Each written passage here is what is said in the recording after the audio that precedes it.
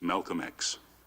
I think a lot of people are confused by the new Arabic name, El Hajj Malik El Shabazz. I've always had the name on my passport, Malik El Shabazz, only I only used it in the Muslim world. Well, Hajj is a title that is given to any Muslim who makes the pilgrimage to Mecca during the official Hajj season. Well, will you now use Shabazz and drop X? I'll probably continue to use Malcolm X and I'll probably use it as long as the situation that produced it exists. You don't feel that Shabazz takes the place of X?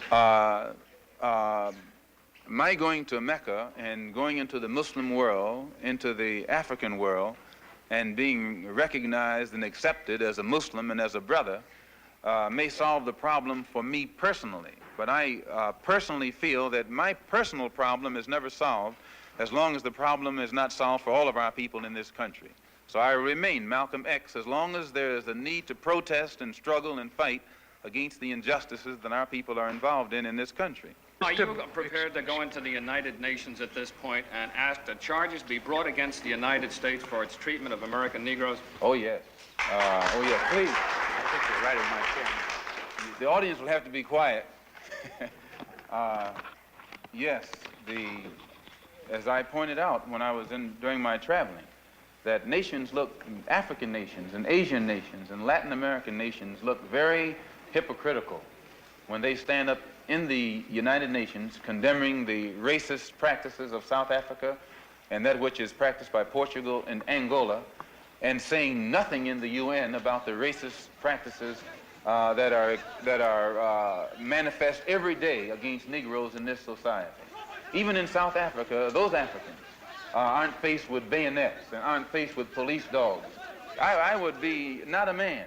If I was in a position to bring it in front of the United Nations and didn't do so, I wouldn't be a man. Malcolm, do you intend to lead the charge in the United Nations? Well, I find that to say you're going to lead something creates a lot of hostility, division, jealousy, and envy.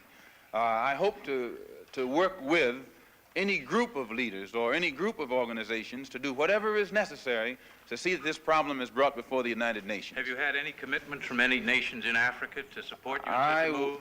I would rather not say at this time, but one thing I found in my travels, all of them look upon us as their long-lost brother. You realize the implication is that you have had such commitments when you say... This is your interpretation of what I said. One thing that I found in all of my travels was that all of the Africans, not only the Africans, but the Asians and the Muslims, look upon us as their long-lost brothers. And America had actually tricked many of them into a hands-off policy by giving them the impression that she was honestly trying to do something to solve the problem. My argument over there was designed to prove that it is impossible for the United States government to solve the race problem. It's impossible. Malcolm, on your trip abroad, you said you sensed a feeling of great brotherhood and that conceivably you would be working toward integration in this country now. At least this is what you're reported to have said. Have you any comment on it? I don't think that I ever mentioned anything about working toward integration. They haven't even got integration right here in New York City. You have worse integration problems in the North than they have in the South. So if it doesn't work if you can't bring about integration in New York City as international, cosmopolitan, up-to-date as it's supposed to be, you will never get integration anywhere else in the country. Are you prepared to work with some of the leaders of the other civil rights organizations? Certainly. We will work with any groups, organizations, or leaders in any way, as long as it's genuinely designed to get results. Does your new beard have any religious significance? No, not particularly, but I do think that you'll find black people in America, as they strive to throw off the shackles of mental colonialism, will also probably reflect an effort to throw off the shackles of cultural colonialism. And they may begin to reflect desires of their own, with standards of their own. Malcolm, your more controversial remarks was a call for black people to get rifles and form rifle clubs sometime back.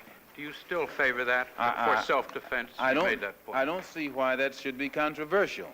I think that if white people found themselves the victim of the same kind of brutality that black people in this country face, and they saw that the government was either unwilling or unable to protect them, that the intelligence on the part of the whites would make them get some rifles and shotguns and protect themselves.